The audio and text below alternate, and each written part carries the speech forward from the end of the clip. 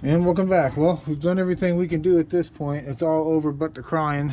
So without further ado, we've got our spill-proof funnel installed with a little bit of extra coolant to allow the cooling system to kind of bleed out any residual air and pull more in if it's needed.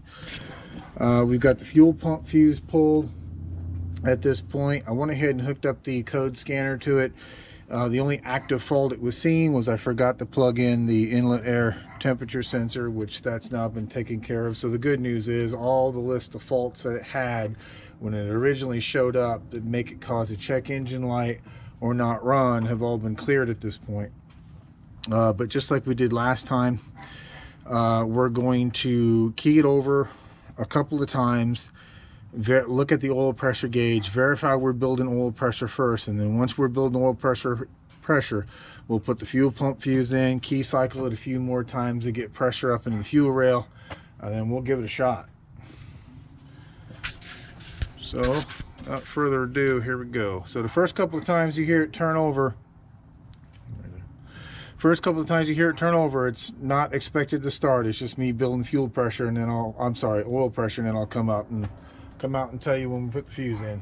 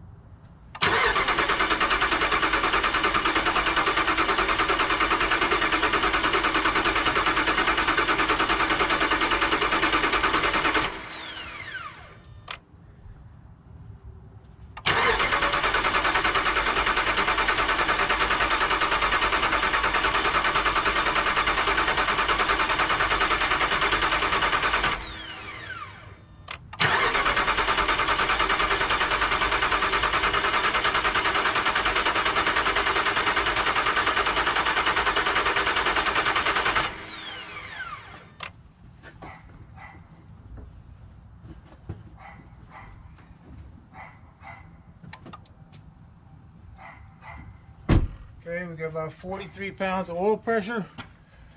At this point, you probably heard the slight tone change in the engine as it started cranking with oil pressure in it. So now we're going to put the fuel pump fuse back in.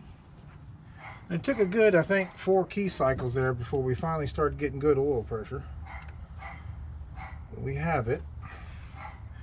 Now we got a fuel pump fuse back in. I'm going to key cycle it a couple of times. Let it build up some fuel pressure, and then we'll start it. But one moment. Okay, so here we go. I'm going to key cycle it a couple of times, build up some fuel pressure, and then we're going to let it rip.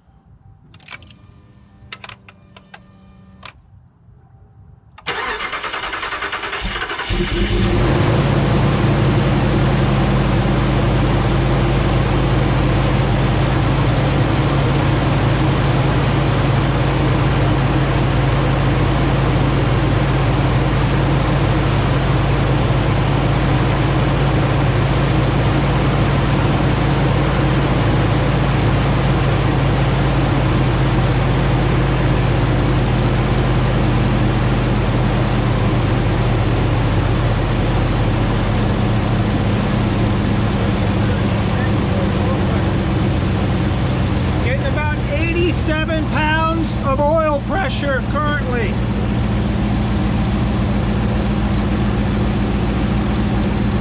Sounds nice and smooth. It's coming down on an idle. We're not seeing it jerk around like it was before. So that's good. She sounds nice and happy.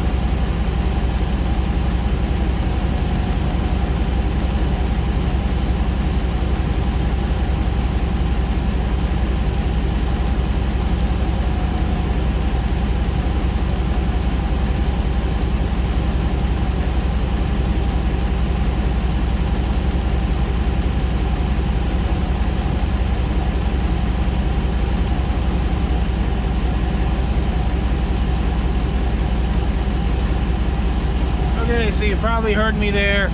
Maybe you can hear it here, but the condenser fan that we put in sounds like it kicked on, so that's good. But I'm gonna go ahead and let this run for a little bit, and then I'll bring it back. But so far so good. We're not seeing any new DTCs, any check engine codes, anything of that nature. No flashing check engine lights. Now it still does have a check engine light, but there's no new codes. But to be fair, I didn't clear all the codes before starting. So we're gonna let this get up to temperature and verify our thermostat opens okay. And then we'll shut it down. We'll clear the codes, and then we'll make sure that the engine light stays out. But I'll bring it back in a bit. Bye. And welcome back. So I just want to show you the OEM thermostat is behaving much better than the aftermarket, opening up when it's supposed to, keeping things cool. The condenser fan slash electric radiator fan is working like it should. It's coming on when it should and going off like it should. So just to show you here, we've got nice clean exhaust. Got a bit of a rumble to it because it is an aftermarket exhaust. The only issue I found so far is that the brake lights are stuck on, but I figured that out already. It's an issue with the brake light switch, which we do have a spare of those, so we'll work on getting that changed out and or get the piece of metal that hits up against the switch from the brake pedal adjusted so those lights go out like they're supposed to. But yeah, other than that, real happy with it at this point. Also, just to show you, you can see, yeah, we got a TPMS light, tire pressure sensor, because we know we got 2 tire pressure sensors that are bad, but we know about that. But no check engine light, no more service 4-wheel drive, none of those errors that we were seeing on the dash. We know we're low on fuel. Yep, we get it. Because it only has about, you know, probably less than 5 gallons in it at this point. So I'll have to look into it. I'll have to dump some fuel into that and make sure that that comes up a little bit.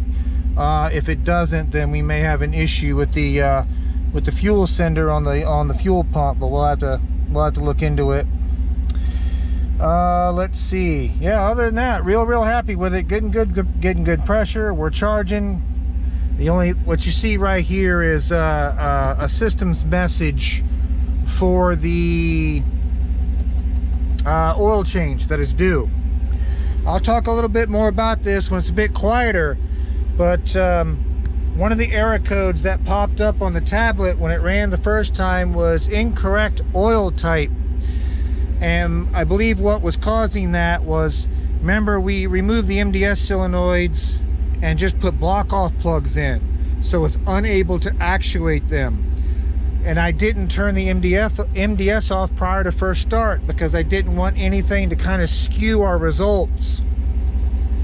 Because I didn't want to plug a tuner into it, which you see here, change a setting and have it not start. I wanted it to start with whatever settings it had in it when we received it. So I went in, and to be fair, again, I'll talk about this more just so I'm not having to scream about the camera. I'll bring it to you back in a bit and tell you what we all did. But we did modify two parameters off the factory tune, and I'll speak more about those. But yeah, so far real happy. This is about the 3rd ignition cycle that we have sent it through, and so far everything is fine. With that being said, I'm gonna let you go. I'm gonna shut this down and let it rest for a bit, kind of look at this brake light switch, and then I'll bring you back and tell you about the settings that we did to this. But so far, real happy. And I'll talk to you in a bit. Bye. Okay, so I just wanted to show you this real quick. Here's the new brake light switch. Remember, we bought this earlier and I didn't put it in right away because I didn't think we needed it.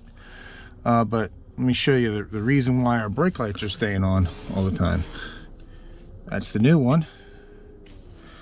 This is the old one here on the left. I'm just putting in the frame. Let's get them stacked side by side here.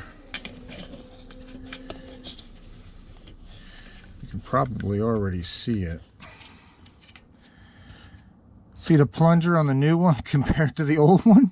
Yeah, this one's been wore down a little bit. Yeah, it's no longer making contact with the piece of metal on the brake pedal to actuate in far enough to work. So I'm going to put this in, and this should resolve our issue. So let me do that, and I'll bring you right back. One moment. And welcome back. So as you can see, you can no longer see the brake lights that are on. That did indeed fix it. So looks like the switch was just a little worn down. The good thing was, like I've said earlier, we had that spare already with us. Yeah, see that do not reinstall? See, like I said, a lot of these brake switches, they kind of self-calibrate when you put them in to a degree in which they want you to have the brake pedal all the way up when you put this in and turn them. I didn't think this one did it initially. Yeah, I don't think this one does, because I don't see the release pins on it with some that would do that. But either way, you can clearly see that that plunger was much, much shorter than the one we put in. So that was the cause of our issue. So I'm going to do one more code scan on here and verify I don't see any more nasties. So the only thing that we need to concern ourselves with, at least currently, is that fuel gauge. Should be reading something. I mean, there's at least 5 gallons of fuel in here. That shouldn't make it completely empty.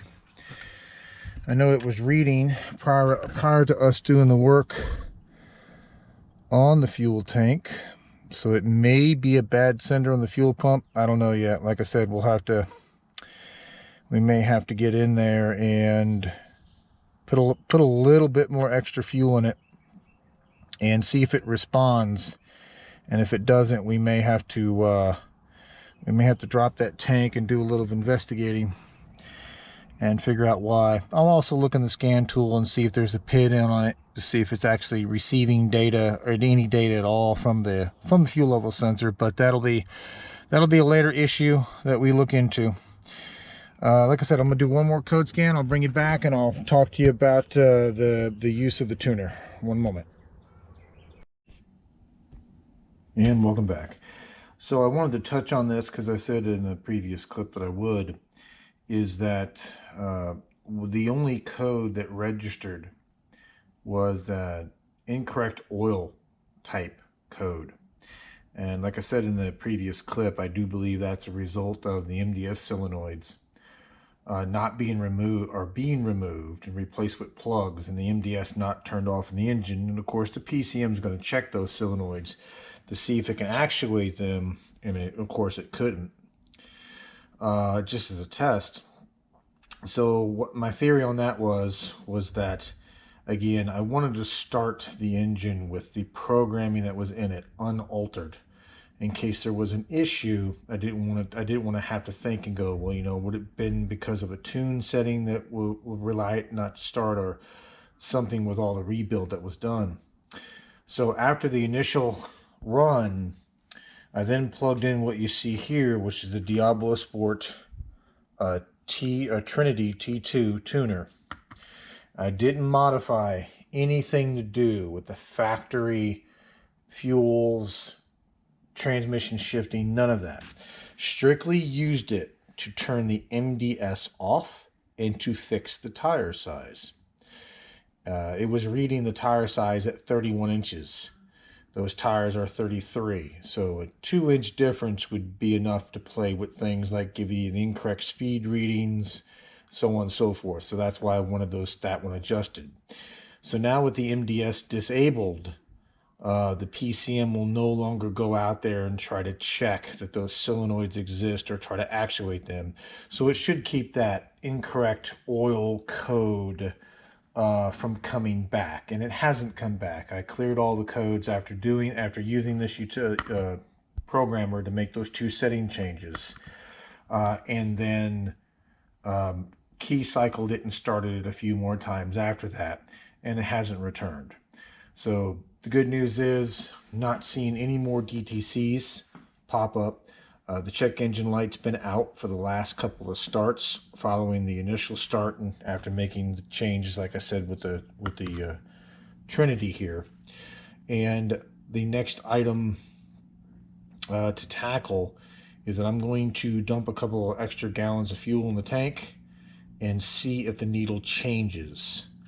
It may be stuck, that float may be stuck in the down position, because it's only reading, according to the scan tool, about 3% of fuel in the tank, and it should be reading higher than that. I want to say that we put about 6 or 7 gallons of fuel in it, and according to the math, based on the size of the tank, that should be about 26-27% of its capacity, so it should be reading something. So it's either a bad sending unit on the fuel pump, which is possible, a bad connection, or the float stuck at the bottom of the tank, which is always possible. Either way, we'll dump a couple more gallons in it, and if it doesn't move, then we just won't have a choice. We'll just have to drop the tank, which we've done on this truck before, and thankfully, it's easy enough to get access to what we need to disconnect, thanks to it being jacked up on again, those big 33-inch tires, and to be able to drop the tank and kind of inspect it. So I'll do that probably tomorrow or the next day. I'll bring you along and I'll show it to you. Don't worry. And if it's not something to do with the float being stuck, I have ordered yet another fuel pump. Should be here in the next couple of days, and we'll just get that unit changed out. But with that being said, if you haven't subscribed already, please consider doing so. It does help the channel grow, and I will appreciate it immensely. I appreciate everybody who has followed this series this far. It was a monumental step just now to be able to start that engine up and see it run pretty much as smooth as glass. After about 15-20 minutes of running, the excess exhaust fumes kind of have calmed down. It's running smoother than what it was, which would make sense because the PCM had its settings wiped, being disconnected from the battery for so long, so it's got to go through and relearn short and long-term fuel trims and so on and so forth. So like I said, there's more to come on this, but we passed a major hurdle today, and I couldn't be happier. Relieved a lot of stress, let me tell you.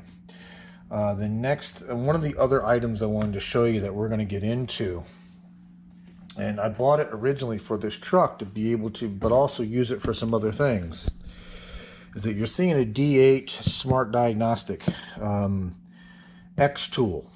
Now, I know what you're going to say. Why do I have another scan tool when we have the big launch scan tool that you've seen me use countless times before? Well, the launch has functionality in it that we're going to need on that truck for the next piece that we're going to do. However, it can't do 100% of what we need it to do. This, and we're going to try this together, this will pull some information out of that truck that I need. I don't want to ruin it for you. I don't want to tell you what it is. But this scan tool can only do 50% of what we need to do next. This one, per their documentation, can do 100% of what we need to do next. And we're going to find that out. We're going to find that out together. So this will be coming up in a future video. We're going to use it for the purpose that we originally bought it for, but then we're going to dig into it. And we're going to see what type of graphing ability we can do, or data lookups and logging data and things of that nature, and kind of compare it with the much bigger launch tool that we've also used before. So look forward to that. And with that being said, I will let you go, and I'll definitely see you in the next one. Thank you much. Bye.